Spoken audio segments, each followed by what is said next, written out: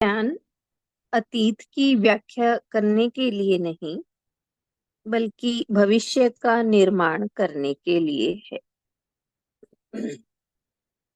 ज्ञान अतीत की व्याख्या करने के लिए नहीं, बल्कि भविष्य का निर्माण करने के लिए है। अपने पिछले 19 वर्ष के औसत दर्जे के जीवन और उसमें एक के बाद एक जुड़ते विफलता के अध्यायों को साथ लिए हुए मैं अपने मित्र विजय राघवन की बात सुन रहा था। वह कह रहा था, किसी स्प्रिंग को तुम जितना दबाओगे, छोड़े जाने पर वह उतना ही वापस उछलेगा। क्या हुआ यदि तुम्हारा जीवन 19 वर्षों की विफलताओं से भरा हुआ है? अब उसे वापस धकेलो। अपनी भूमिका की पटकथा फिर से लिखो।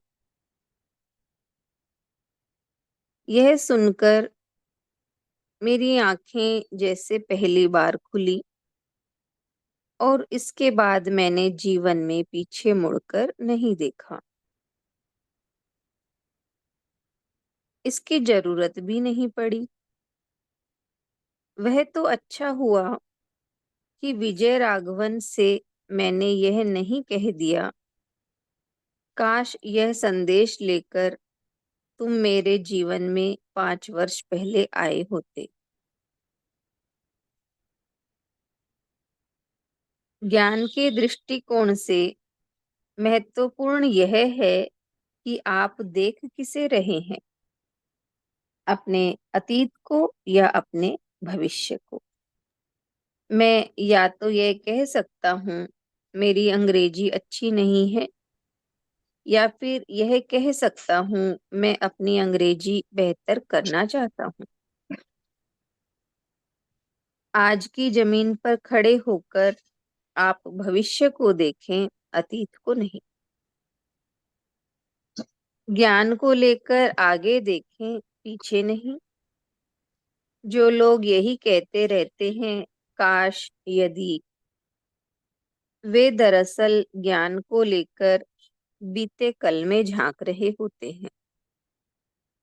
अगर आप अपने भविष्य निर्माण को लेकर जागरूक हैं, तो फिर अपने अतीत को दोबारा जीवित करने की अर्थहीन कोशिश क्यों कर रहे हैं? कोई ज्ञान आपको देरी से नहीं मिलता। वह तभी मिलता है जब उसे मिलना होता है, जब आप उसे पाने के लिए तैयार हो गए होते हैं। यही संदेश विजय राघवन ने मुझे 5 वर्ष पहले दिया होता, तो यह मुझ पर कोई असर ही ना करता। ऊपर वाले की समय सारणी पर कभी प्रश्न ना उठाएं, कभी प्रश्न ना उठाएं।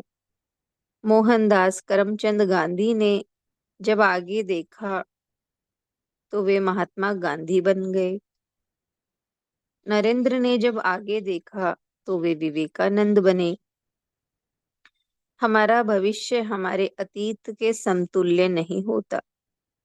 भविष्य के स्वागत के लिए सबसे बड़ी प्रेरणा है, हमारा सर्वोत्तम तो अभी आना है। भविष्य के स्वागत के लिए सबसे बड़ी प्रेरणा है, हमारा सर्वोत्तम तो अभी आना है। हर ज्ञान के साथ, हर ज्ञात के साथ, हर बोध के साथ, हर गंभीर जागरण के साथ हम अपने इच्छित भविष्य का निर्माण करने की ओर आगे बढ़ें। आपको ज्ञान अतीत की व्याख्या करने के लिए कतई नहीं दिया गया है, बल्कि ये तो भविष्य का निर्माण करने के लिए दिया गया है। आप आगे देखें। आप नहीं जानते कि आप क्या बन सकते हैं। जो आप बनने वाले हैं, वह भविष्य में कहीं आपकी प्रतीक्षा में है। चलिए आगे बढ़े, उस व्यक्ति से मिलें जो आप बनने वाले हैं। इतना ही है। ज्ञान अतीत की व्याख्या करने के लिए नहीं, बल्कि भविष्य का निर्माण करने के लिए है।